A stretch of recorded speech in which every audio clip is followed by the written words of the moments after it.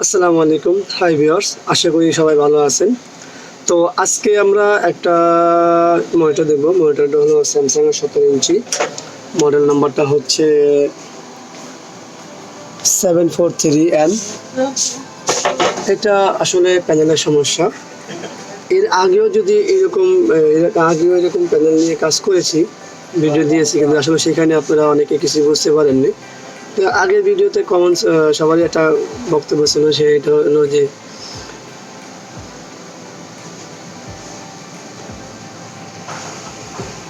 সেটা ছিল এরকম যে আপনি আসলে কি কাজ করেন আমরা দেখতে পাই না, যার কারণে বুঝতে পারি না। আর বুঝতে না পারলে তো সেই কাজের মর্ম আপনাদের কাছে কারোরই থাকবে না। তো চলুন আমরা আগে দেখে নিই লাইন দিয়ে যে ওই মনিটরটা কি সমস্যা, তারপরে আমরা বিস্তারিত আলাপ করি।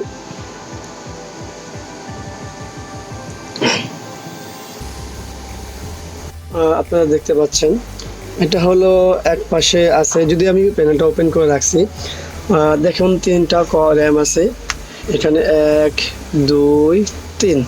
তো এক পাশটা ভালো আছে, যার কারণে এক পাশে ছবি আছে, আর এই 1 এই 2 এই দুই পাশে লাইন নেই, যার কারণে সব অফ আছে। তো আগে আমরা আসলে প্যানেলটা যেহেতু ওপেন করা হয়েছে, সর্বপ্রথম আমরা এখানে যাই। এখানে একজন কাজ করছে, তো যাই হোক, সে কাজ করছে, সেটা কোনো ব্যাপার নয়। এখানে কি অবস্থা আছে, এখানে নর্মাল আছে উপরের সাইডটা, দ্বিতীয় সাইডটা দেখুন, দ্বিতীয় সাইডে র্যামটা পুরা আছে, একটু ভালো করে খেয়াল করলে দেখতে পাবেন যে এই যে পুরা, এটা হলো পুরা 2 নম্বরটা।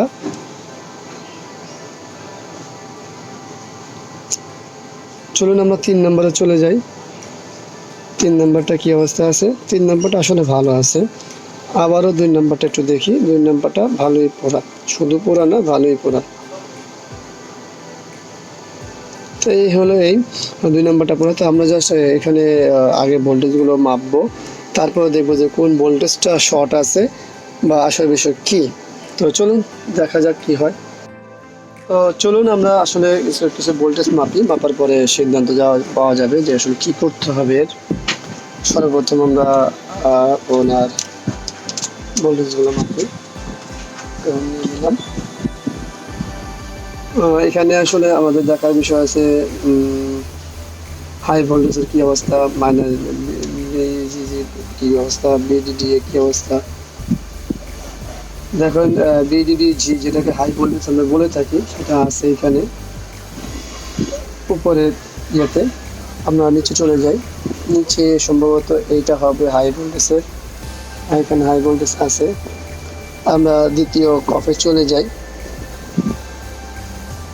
এখানে নেই, আর এখানে মাইনাস ভোল্টেজ থাকার কথা, ঠিক এই জায়গাটায় মাইনাস ভোল্টেজটা আছে, যদিও আপনারা দেখতে পাচ্ছেন না, জন্য আসলে দুঃখিত।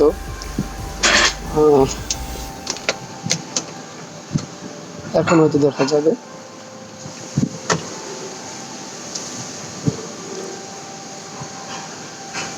এটা হলো মাইনাস ভোল্টেজ।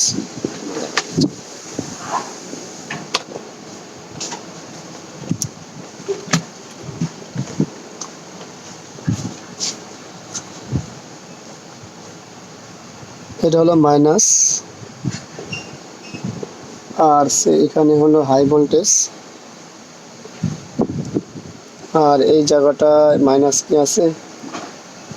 হ্যাঁ, মাইনাস আছে, হাই ভোল্টেজ নেই।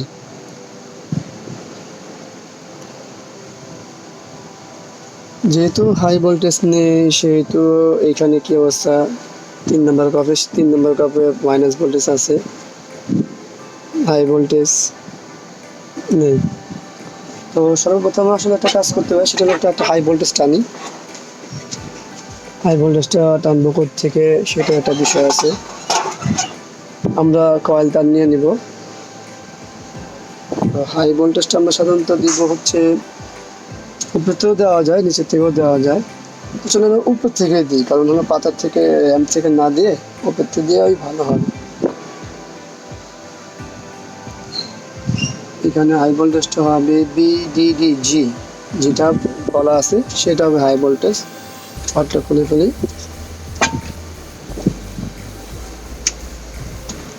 আরেকটু দেখা দরকার।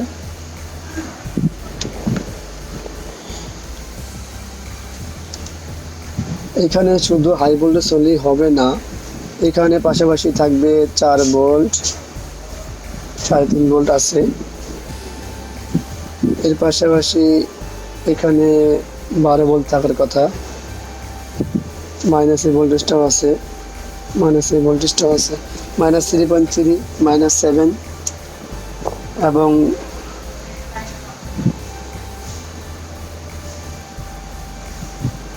এটা তো 5 ভোল্ট থাকার কথা, 5 ঠিক না 3.5, এটা মাইনাস করছে।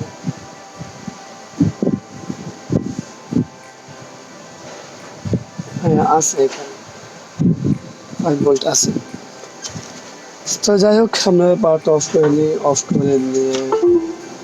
আমাদের সামনে যে মনিটরটা আছে সেটাও স্যামসাং এর 19 ইঞ্চি মনিটর, সেটারও প্যানেল রিপেয়ার করা, আমরা চালাচ্ছি, আলহামদুলিল্লাহ কোনো সমস্যা নেই। তো পাশাপাশি এখন আমার এটা ঠিক করব, তার আগে আমি একটু এটা ডিজে কেবলটা খুলে নিই, ডিজে কেবল দরকার হবে।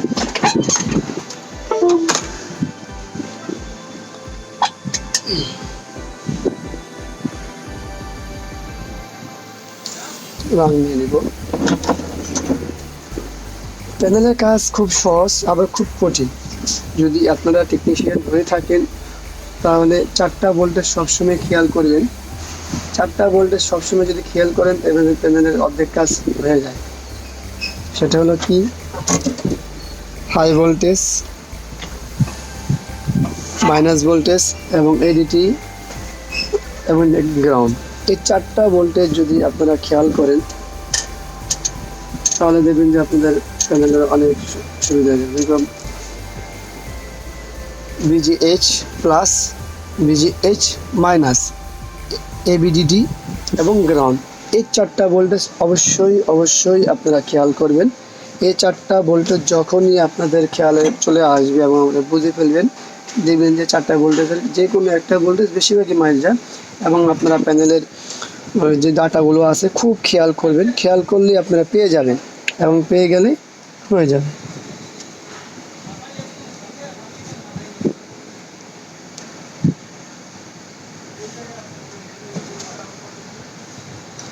আমরা এটার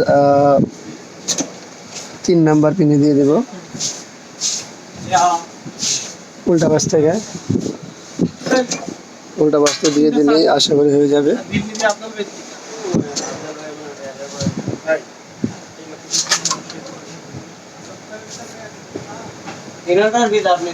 একটু করে দেখে নেবেন, দেখে ভালো করে লাইন দিয়ে নেবেন। আর এখানে কোনো শর্ট হয়েছে কিনা, না কথায় কোনো শর্ট নেই। তো আশা করি কোনো সমস্যা হবে না। তো চলুন আমরা আগে লাইন দিই, লাইন দিলে আশা করি হয়ে যাবে। কোনো পাওয়ার অন হয়নি, পাওয়ার অন হয়ে গেছে। আপনারা দেখতে পাচ্ছেন যে এখানে 2 পাশের র্যামে যে ভোল্টেজ ছিল না সেটা দেওয়া হয়েছে এবং ছবি চলে আসছে। এবং পাশাপাশি আমরা ভিজিএ ইন করে নিই।